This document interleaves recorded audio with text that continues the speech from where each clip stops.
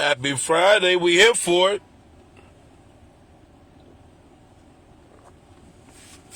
You know, y'all be like, TGIF.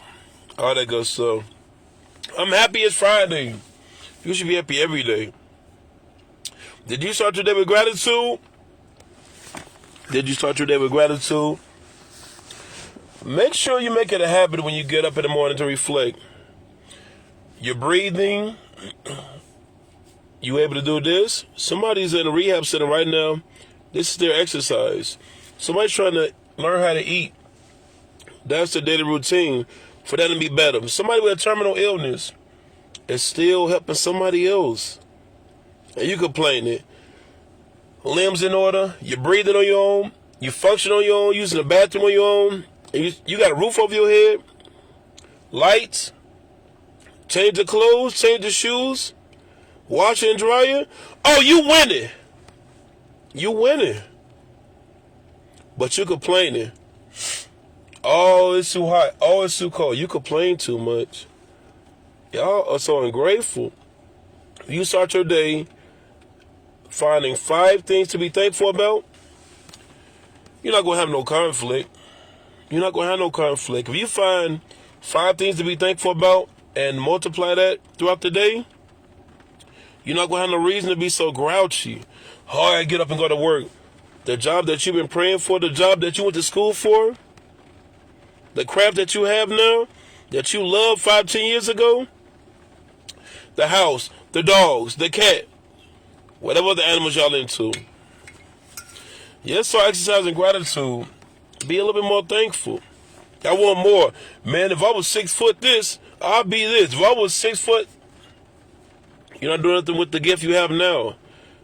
You got a skill, you got a craft. You're amazing now. But you scared. You scared. Yeah, you scared. Yeah. Yep, that's it. I'm finna drink my water real quick.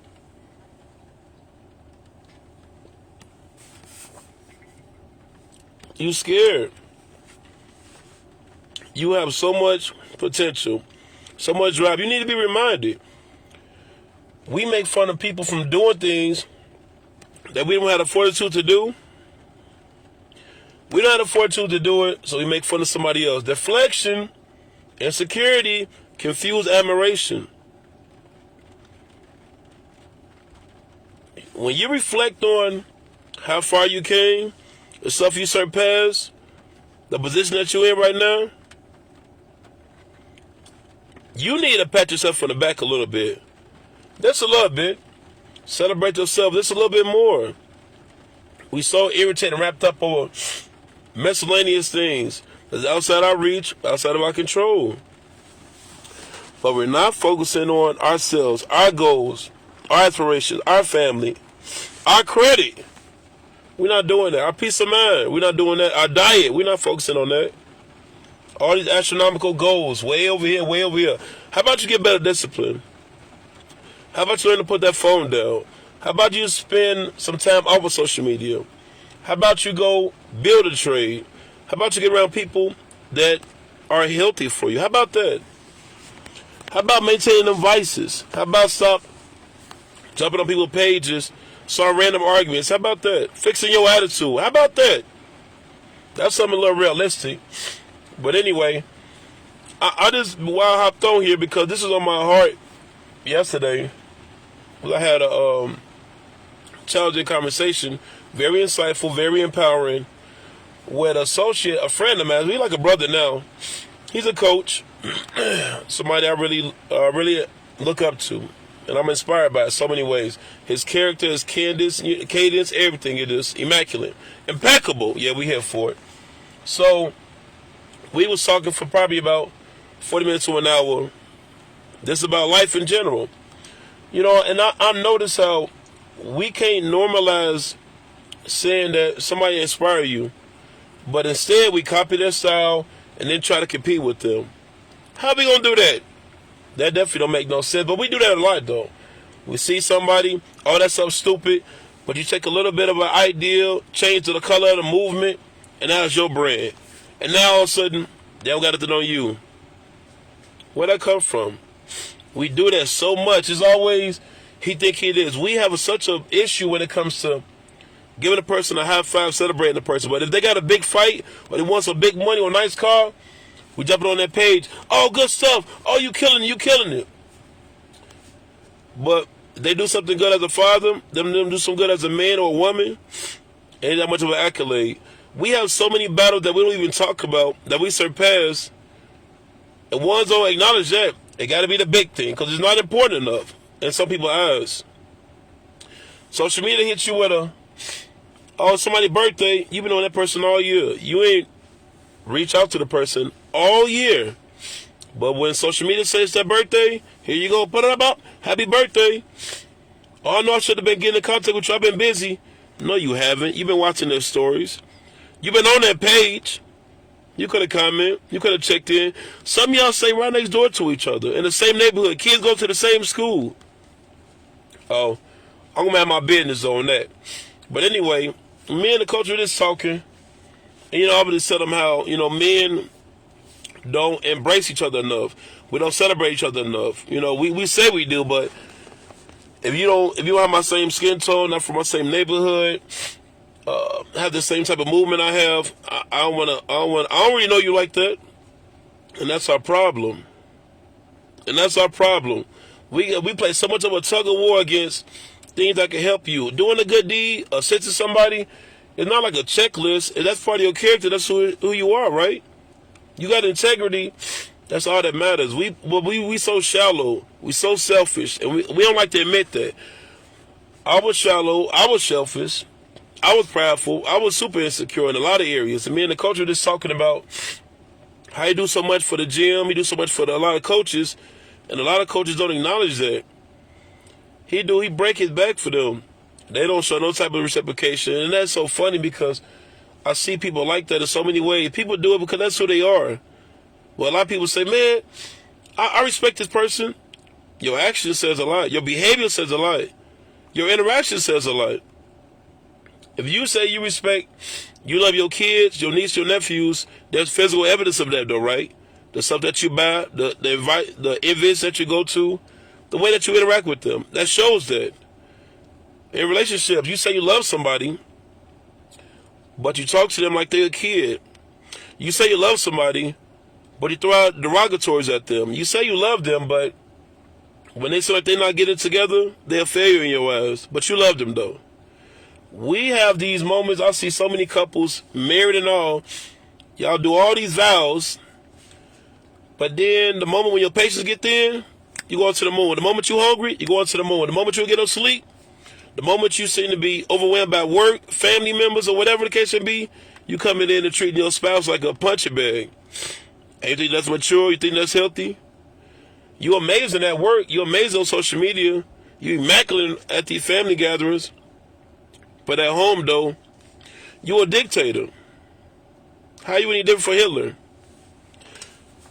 He assaulted a lot of people. Internally, metaphorically, you are as well. You're shadowing somebody's confidence, their self-will, their self-worth. They can find it in you. But you don't want to talk about that, though. I had a man that just brought to my attention yesterday. He was trying to call this girl stupid, and I'm real realistic. Everyone know how I am in the gym. Anywhere. You talk about a man, a woman, you speaking on facts, I'll leave it at that. When you get opinionated, you got to own your setbacks. Because if not, I'm going to address it, because that's who I am. In real life.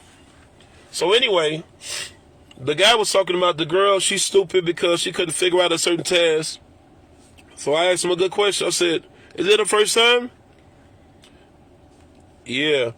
So her first time not learning something and she didn't get it on the first try makes her stupid? Yeah. I said, do you get everything right on the first try? No. So you don't get things right on the first try, but because she don't know how to do something you do that make you better than her. But that's your spouse, though. You want her to submit to you, though. You want her to honor you. But you treating her like that? How's that remark any different from how you treat an enemy? It's so funny because we always talk about, watch out for your enemies. But your enemies are your friends, your family, your loved ones. Y'all sleep next to your enemies. Y'all go to each other's graduations. Y'all hang out in the gym with your enemies. The one that's smiling, the one telling you good job, the one that's hyping you up. The one that use you like an ATM. That one that calls you every time they need you. The one that use you for the babysitter. As the Uber driver, as the cook, as the hype man. And we can go run down these dudes, spin a block. That friend. But when it's time for you to help you with a resume, help you when you having a down point in your life, assist you in from emotional standpoint, man, I ain't with all the emotional stuff, and that's your problem. You need to get in tune. It's not about being soft and all this stuff, because once again, your spouse, your niece, your daughter is going to need that. Patience, feminine trait. Trust, integrity. We get so wrapped up with this masculinity. Masculinity is not about being so much authoritative. It's about being assertive. Emotional intelligence is really applying, regulating your feelings and somebody else's, and how to navigate the situation so it can be best for both parties. So that might mean in some instances, you might have to learn to shut up. Walk away. Should you be giving the advice or should it be somebody else? Time and place for everything, but we don't check and do these. We think because we can articulate, say a phrase, throw a word around, we amazing.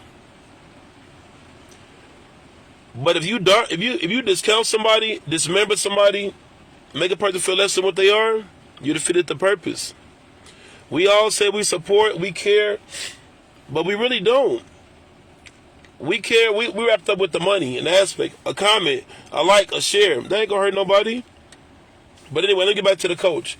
So we were just talking about, a lot of coaches in these gyms, no matter what gyms they at, especially the male coaches, they have a thing of objectifying these women.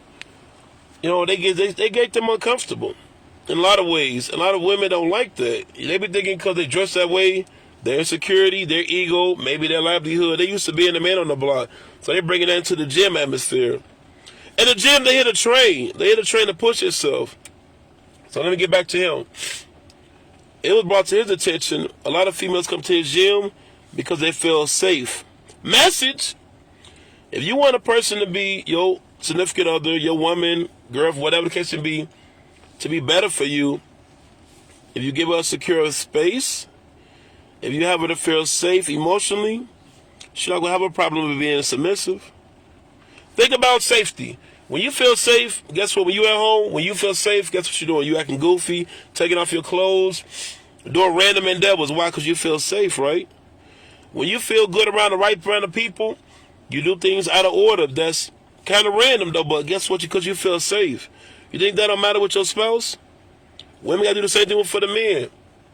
You want your man to open up to you, but you don't have the mental capacity to comprehend what he's saying.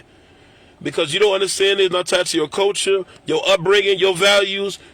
You look down on him. You know what he's saying? Or this is going to be the last time. Or when you weaponize a statement that he brought to you, and now you wonder, he don't talk to me. Because he tried to in 2010. He tried to in 2020. He tried to on his birthday. He tried to on Christmas. And you know what you did? Because you was hungry, you had to fall out with your friend, your mom probably giving you the blues, you displaced your emotions and treated him like a punching bag. And all he's been doing is trying to be the best he can. We have a problem in relationships on all aspects. Friendship, even from a romantic standpoint, even from a work relationship, of being there for each other. I ain't saying you got to be Mother Teresa and all of this type of stuff, but I mean, understanding a person. What I've learned in life the hard way, and even now, where people always focus on empathy, compassion, and patience, everything else gonna fall in order. Because just because you're yelling at me, I always consider, are you mad at me or are you hungry? Are you mad at me? So these are moments where you gotta stop and reflect, because there won't be so many arguments, so many fights, so many people going to the upper room or downstairs or going to the hospital, going to jail. If you didn't stop and reflect, we get so mad when we hear some stuff that we don't like. Your pride, your entitlement, getting the best of you. They don't talk to me. You're not exempt. People have bad days. People get out of body. Y'all people with the road rage, y'all do the same thing. Y'all get all out of sync. Like somebody thought, oh, it's such and such. I'm finna inconvenience them. I'm finna ruin their day. You don't know what they're going through. If you start to understand other people more, it won't be so much y'all gripe so much. I look on social media, I get my content from y'all, people that I counsel, I coach, and I mentor, and even with my kids. I use these scenarios because y'all give me a lot to talk about. Because everybody, woe is me, woe is me. What's good about you? What's great about you? How's your day been going? What are you thankful for? Tell me what you surpassed. Tell me what you made it through.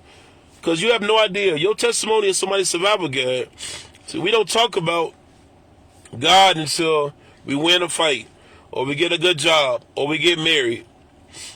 But then after that, or we go through surgery, at a funeral, nobody focus on getting their health together. Because when I tell people, oh, I love myself, your health shows otherwise. Your health says otherwise. What you digest, what you smoke, what you snort, with the pill popping, says a lot. It says you're in pain right now. A lot of people who do drugs are not just doing it because they're doing it. They're in pain. They're trying to alleviate something. A lot of people that's jumping a whole bunch of endeavors. They're running. They got on track shoes, running like a track star. Stuff about them is uncomfortable. It's challenging for them. We don't check on each other until they put a post up. I can't do this no more. Man, I'm about done with this. If something happened to me, why? Because we throw out all these subliminal stuff. We want somebody to say, how about you jump on social media or somebody's DM? Hey, I need you, big bro. Hey, Miss Sis, I need you. But nah, we too strong to do that. So we got to make a dramatic thing. We got to punch a wall, bust a window, jump, say some random stuff over the top. Because we want somebody to say, what's wrong? Come check on me. But because nobody ever taught you how to communicate your thoughts and your feelings, you can't talk without yelling. You can't talk without being abrasive. You can't communicate without making somebody feel less, where they wondering, what's wrong with you? I don't like it. You don't understand. You don't talk, though. Ain't nobody check on you. Every time when they do, you say you're just fine. You say you're just fine. You say you're good. Never better. God bless. God's favorite. All this stuff we throw out. But on the inside, you broke it. You just was crying for about 2 hours. You've been sitting down on the wall for about 3 hours. You've been up since yesterday. Stressing about that man that don't want you. And you still holding on to it because of the kids. Chasing that girl that been using you. But because you never had a girl that looked like that in your life, you still chasing what you didn't have as a high school. So you, in your adult life, you trying to make up for it. Because we got to make sure people tattoo our aesthetics. But your values, your principles, your morals is not in line with each other. And this is why the communication is so terrible. He don't respect me. He don't respect me. He don't this and that. It's not so much of the respect. They don't feel comfortable. You haven't gave them a space where they could be. Or is a moment in your life because you don't reflect. We do a lot of venting, though. We vent, but we don't talk. When we angry, when we drunk, when we on drugs, when we fed up, then it all flows out naturally, no? You gonna talk to them then? You talk to your friend, your brother, your cousin, the bum at the store, buddy at the gas station. When that person right next to you, you ain't say a word. I tried. No, you didn't. If you tried, you don't try to go to work. You don't try to take care of your kids. You don't try to be there for your dog. You don't try to take a shower. You don't try to brush your teeth. You don't try to find something to eat. You execute that. The effort that you needed to do, learn how to drive, you put that time into that. But y'all don't do that in your relationships. Back to the coaching, though. So, I have a problem with a lot of coaches, and I put them on blast in their face because they need to know we got to start holding ourselves accountable and holding each other accountable. A lot of men don't like how I talk because they think I take women's side. I don't take women's side. What's right is right. What's wrong is wrong. I'm focusing on alignment, not division. If you're wrong and you bogus, you need to know that.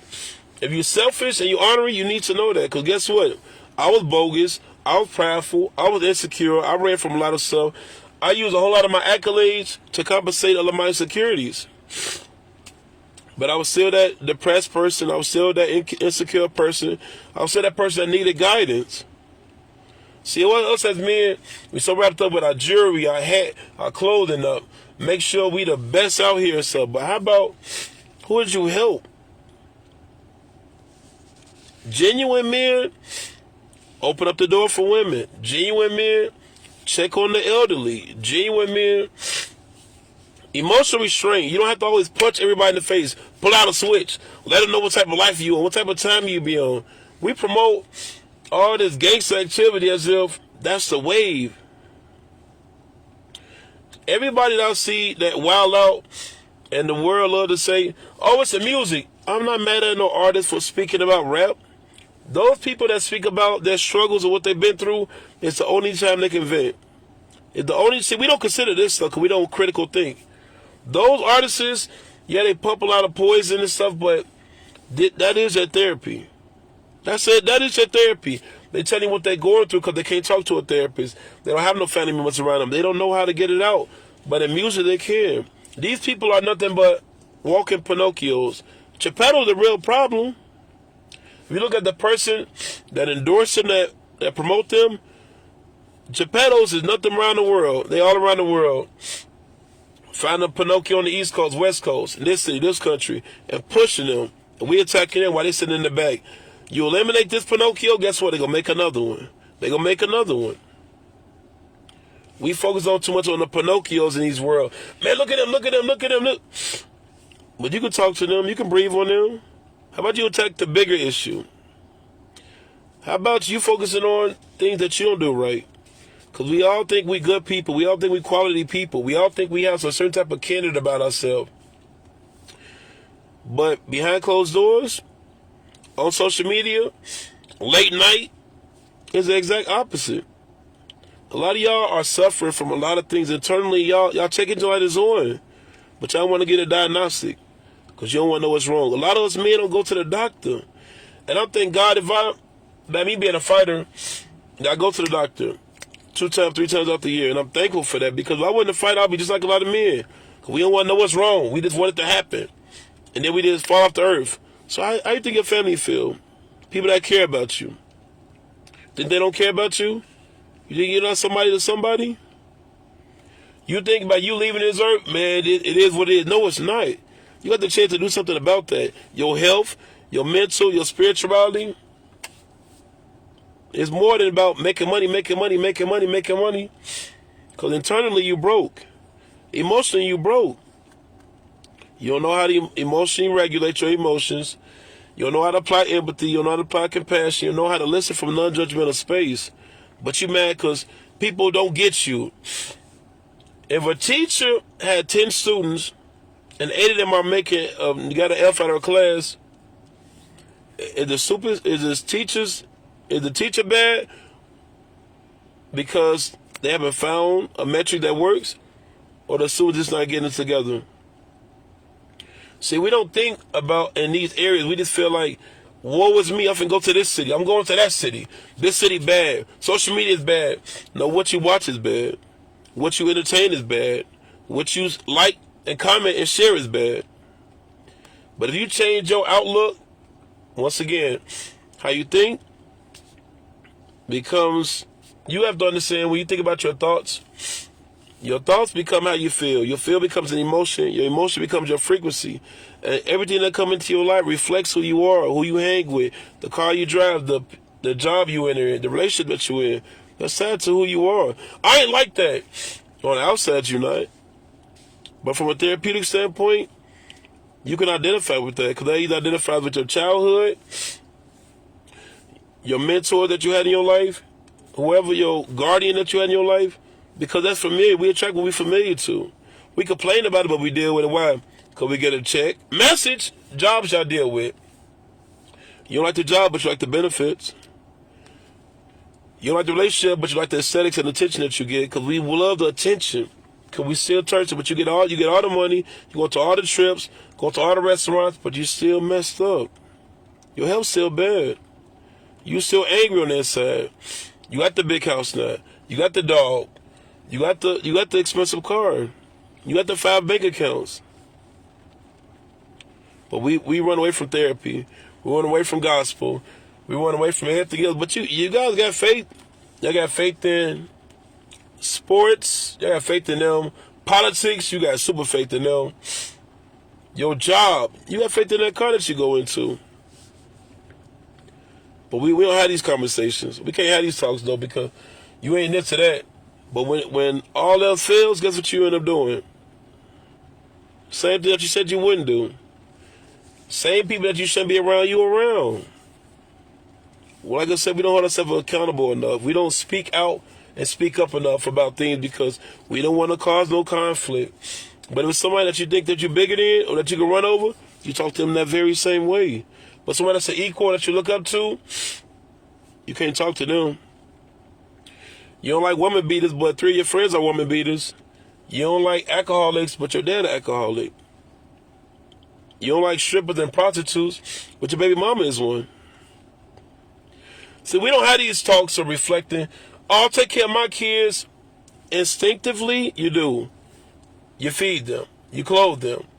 You make sure they got a roof over their head. But emotionally, you're not there. So that support that they need, you're not there. You're not there in that area. What I'm supposed to do? I'm protecting them. Prepare them for life. That's what you can do. Prepare them for life. They're going to have to get exposed. They're going to have to get challenged to things that's outside that norm, just like you did. When you was young, we got exposed to so much stuff within our immune system where our body create those antibodies to handle those things. But you want to make sure your kid don't go through anything. You want to make sure your girl, your family is good, but you're not good. Ain't you tired of running wild for everybody else? You're neglecting yourself. And you mad. Man, I'm tired of people, ain't nobody using you.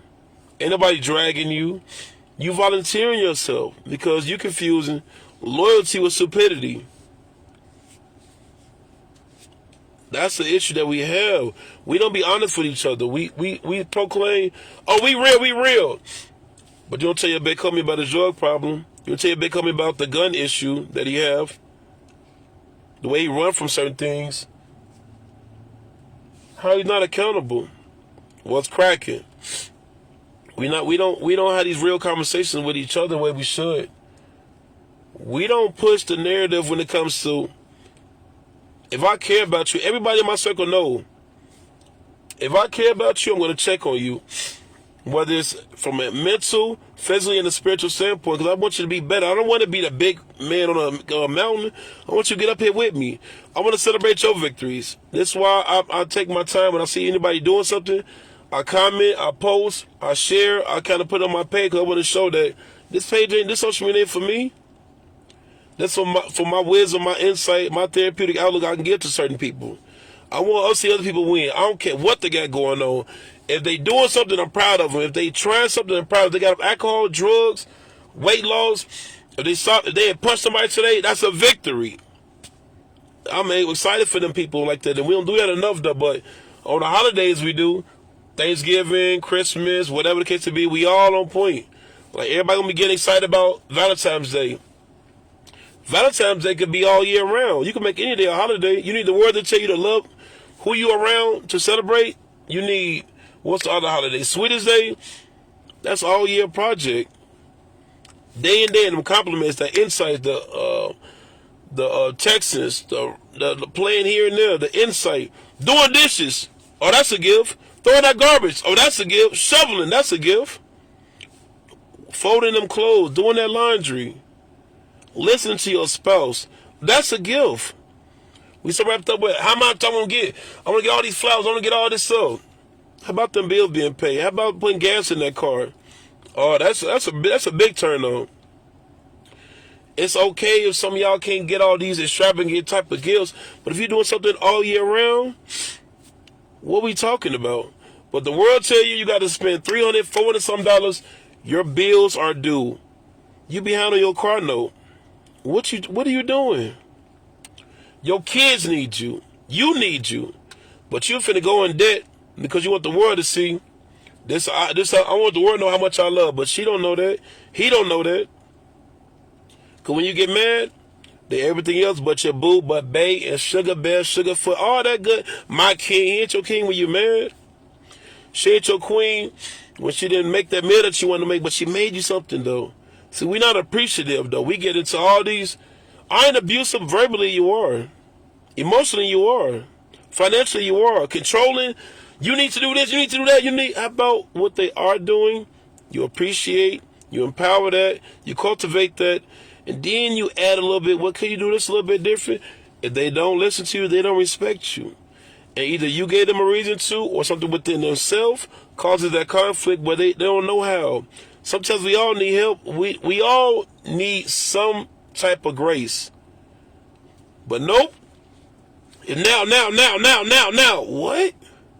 Exactly. Emotional and mental abuse is, come on. I've been there. I've been on both sides. I've been abusive mentally in this aspect, and I've been the same when they deal with that. And that's I've heard. But we don't like to say we hurt. We like to say, well, I'm pissed off. No, you hurt. You need a hug. But we don't understand how important it is to honor who you be, whoever you're around. Your friends, your family, your love.